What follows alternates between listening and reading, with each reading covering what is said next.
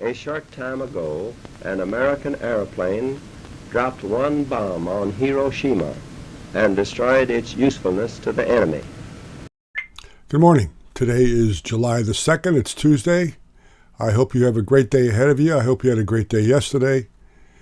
It's going to be interesting what happens with this Trump deal because it's going crazy. I remember back in the days of the 60s, Jesse Jackson and Al Sharpton started what you would call an extortion racket. Now, here's what they did. Coca-Cola was located in Chicago, and they fought. Jesse Jackson thought that blacks were being discriminated on against as far as jobs, whatever. So what he did is he surrounded the headquarters of Coca-Cola and boycotted it by thousands of black people around the headquarters. What Coca-Cola did was they paid him to stop. So basically it was extortion. Jesse Jackson saw that it worked, and he did it for many, many, many more companies, one of which was Campbell Soup. They found a bunch of guys sleeping in a vat that they make tomato soup in. Campbell Soup fired them. Jesse Jackson surrounded the building. Campbell Soup paid him some money, but then what they did is they moved from Chicago to New Jersey. It doesn't always work out great, but Jesse Jackson and Al Sharpton made fortunes doing that.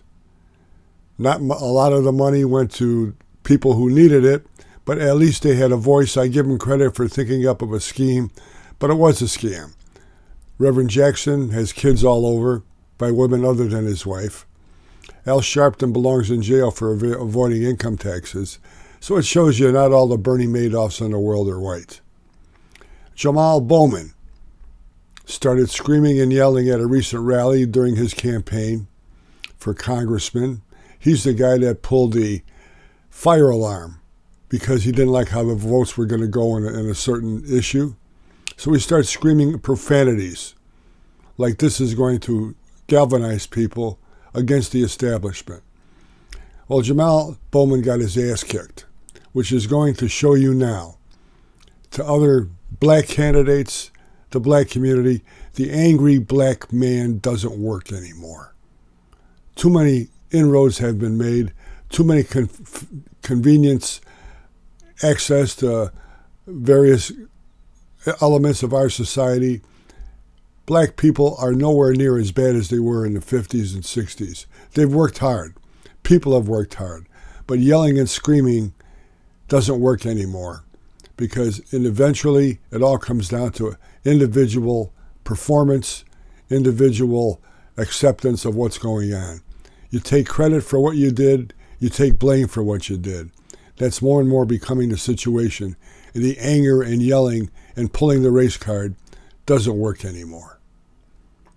You know there are 20,000 laws on the books for gun control? 20,000. In Buffalo, New York, a 3-year-old boy was shot. It was a hit that was misguided. The people who pulled the triggers didn't know what they were doing. They shot the wrong person. They didn't aim right, whatever. The people that pulled the triggers were ages 14 and 16. Think about that. Where did they get the guns? I don't care what you put on the legislation now. It's going to be a duplication of what's already on the books. On a federal, state, and local level, there are 20,000 gun laws. Enforce them. We have a gun czar, Kamala Harris. Give her a call. When she stops giggling, ask her about it. See what happens. So now Trump is going to ask the judge in New York City to delay the trial, delay the sentencing, because he's going to appeal because of what happened with the Supreme Court. All the liberals, all the Biden backers are going crazy. But it's no surprise because he was railroaded. The Department of Justice has been weaponized. Lawfare is what Biden is using. It's been going on for years. Finally, the Democrats realize that lying to us all this time eventually doesn't pay because we have eyes and we see what happened. We saw what happened at this debate. We've been seeing what's happening for years with Joe Biden. I'm old. He's old. I'm older today than I was yesterday. Guess what? So is he. He's not going anywhere. Do the best you can. Come up with some policies, but don't lie anymore.